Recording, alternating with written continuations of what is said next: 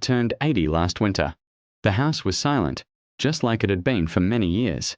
No birthday calls, no laughter, no familiar voice on the other end of the phone. But what hurt the most wasn't the silence itself. It was knowing that once, long ago, my son used to call me every single day. Back then, I believed silence meant nothing. I thought life was simply busy, that children grow up and drift away. But sitting here now, staring at this quiet phone, I finally understand something painful. My son didn't stop calling by accident. He stopped because of me. When my son Daniel was little, he followed me everywhere. If I was fixing the car, he stood beside me holding a tiny wrench. If I was working in the yard, he tried to dig the soil with his small hands. To him, I was more than a father. I was his hero. I still remember the way he looked at me, like I could solve every problem in the world. But heroes, I would later learn, are often too busy trying to be strong to notice the hearts quietly breaking around them. As Daniel grew older, life became busier for me. I worked longer hours, chasing promotions, trying to build a stable life for our family. I told myself that every late night at the office was for him. Daniel would wait for me in the living room sometimes, holding a drawing he made at school.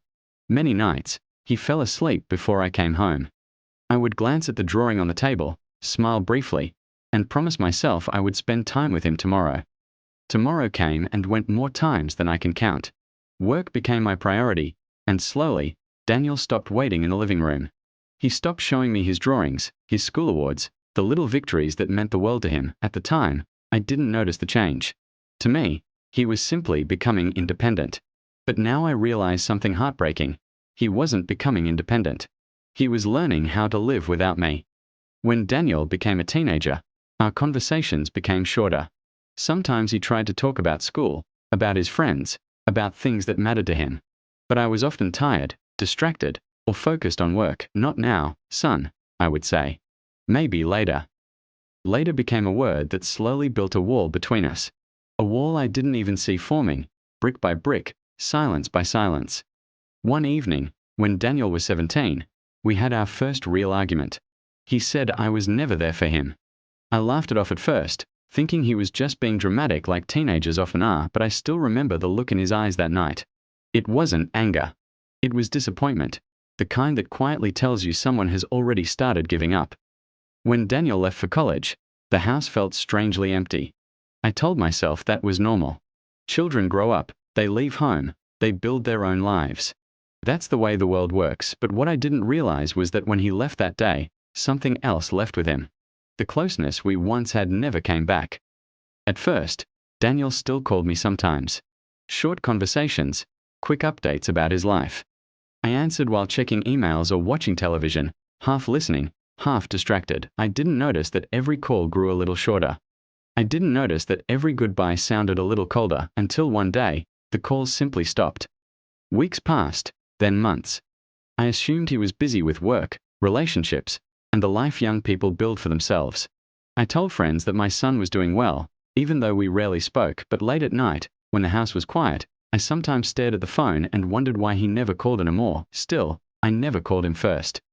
Looking back, I realized pride played a cruel role in our silence. I believed that if Daniel truly cared, he would reach out. I convinced myself that the responsibility was his. Years passed that way. Birthdays came and went. Holidays felt quieter each time. But pride is a stubborn companion. It keeps you silent even when your heart begs you to speak.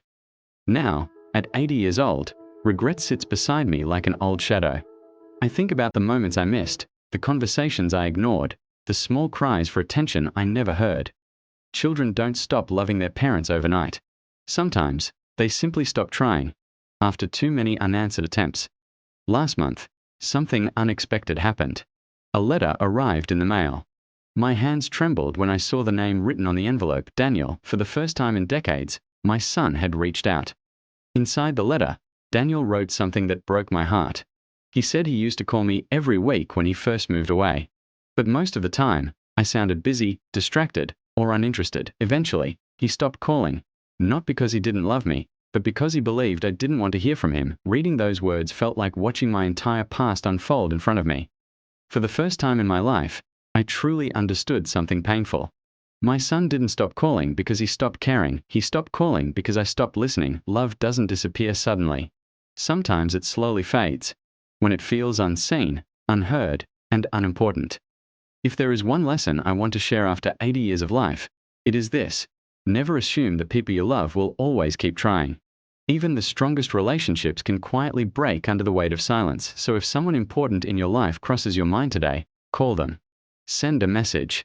Say the words you've been postponing, because one day, like me, you might sit in a quiet house, finally understanding everything, when it's already too late.